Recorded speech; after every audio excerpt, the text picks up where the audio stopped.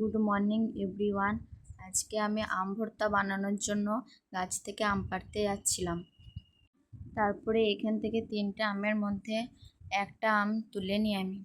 যদিও আমি আমটা প্রথমে ছিঁড়তে পারছিলাম না, তারপর অনেক চেষ্টা করার পর পেরে যাই। আর এদিকে আম গাছগুলো আমাদের কিন্তু অনেকটা দূরে থাকায় আমি তুলতে পারিনি, তাই এই ছোটো গাছটা থেকেই তুলেছিলাম। তো বাড়িতে আসার পর আমটা ভালোভাবে ধুয়ে নিচ্ছিলাম। ধোয়ার পরে এদিকে আমি ছুরির সাহায্যে আমের ছালগুলোকে তুলে নিচ্ছিলাম।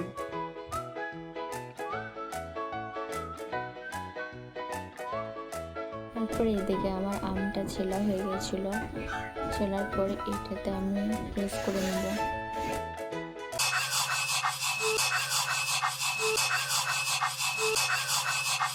गोरी तेरा आम बड़ा प्यारा, कच्चा लंका छाड़ा, माखबो की करे तार पर नून तेल दिए, अच्छा करे मेखे खाबो कबेरे। गोरी तेरा आम बड़ा प्यारा, कच्चा लंका छाड़ा, माखबो की करे।